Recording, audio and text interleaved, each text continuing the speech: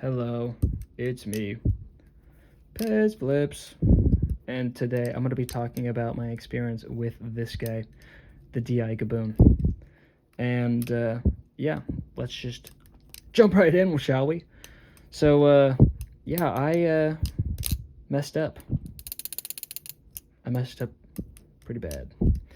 And that is, I don't think I was ready for a project knife, and I ended up putting this guy up for sale.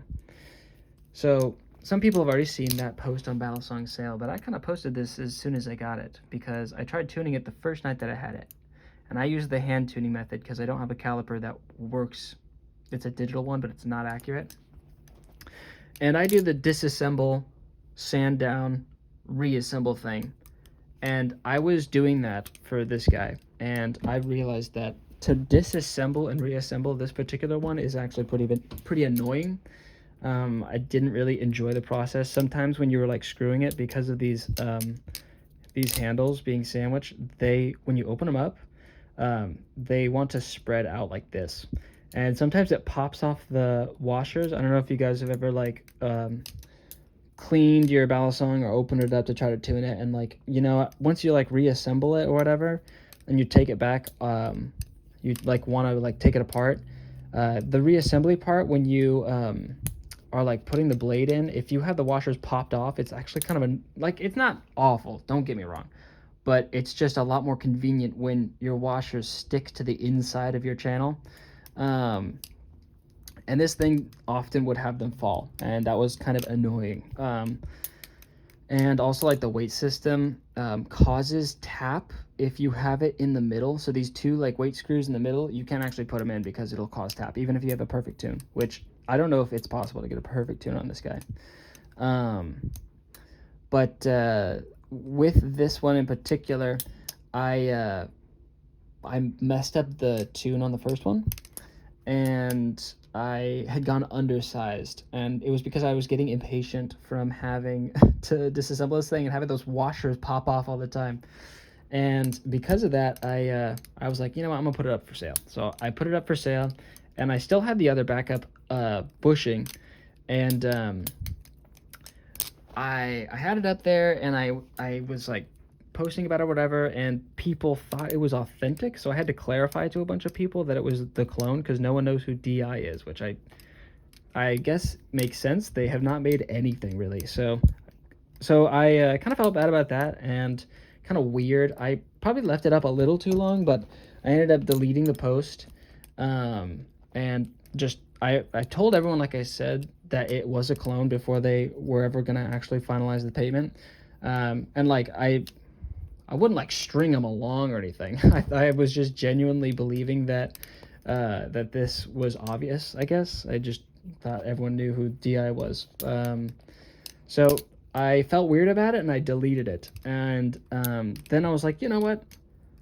You know, Jaden, you can actually tune. I believe that you have the ability to tune this knife, and let's do it. So I got the second bushing. And then I undersized that one too. So this is the second one, and I undersized it. So I am just left with a knife that doesn't feel good. And I'm not selling it, so I'm just going to hold it. I've been talking to Rob, and we've been like just kind of, he has it too, so I'd watch his video. He gives a good insight on it, but we've been talking about this knife and like the dimensions and stuff. And apparently it actually does take machine-wise hardware, so I'd be interested to try to get this going on machine-wise hardware. But I just don't think I want to tune. And no, that's not me farting. That's my heel against this cushion, man. Calm down. But I want to just send it in to somebody. Just have them tune it for me. I give up. You know what? I know when to surrender my battles. And here is where I'm waving my white flag. I just can't tune this guy. And that's a bummer because, you know, I don't know. I was conflicted on it because he doesn't sound great. It's hard to get a good tune out of him, which is why I undersized, because it felt like you weren't that close, but then all of a sudden you're like way under, because this thing is kind of hard to get, like I said, a good sound out of. So I am just gonna get the hardware, send it to somebody. They're gonna tune it up. It's gonna be great. Um, because I actually don't think this thing flips too bad. It's definitely a niche flipper, and I will explain. Uh, the only weight configuration system that doesn't slap with this but gives it what it needs is, I think, let me see. You unscrew like 2 of them in the middle, 3 of them in the middle. Oh, okay. So you unscrew the bottom. Let me go to the autofocus thing. Sorry. Is that close enough? I don't know if you'll see that, but there's like a screw right here, and you unscrew that one. They're really annoying to put in. And let's see. The second one is in. The third one is out. The fourth one is out. And I think the fifth one is out. Yeah, the fifth one's out. So it's just like this one right here, or whatever. That's the one that I have.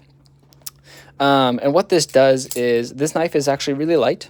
Even though I guess it looks bigger on camera than it actually is in the hand, or it feels smaller in the hand.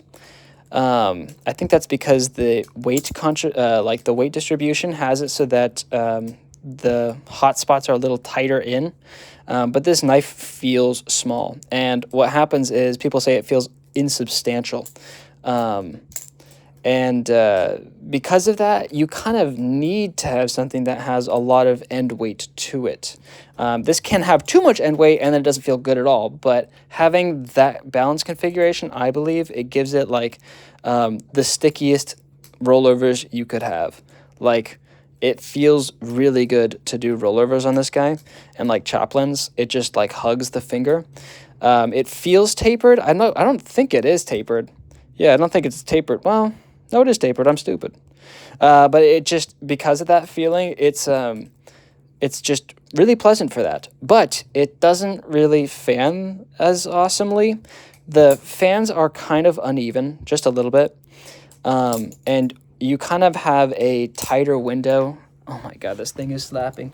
You kind of need a tighter window in order to have a smooth fan. It's harder to get a smooth fan.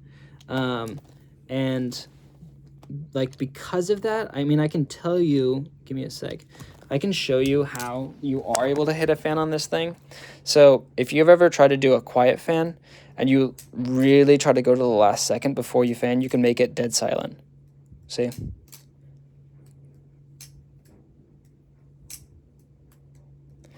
There's like a quiet way to do it. And if you do that motion, that's how you get like your smoothest fans.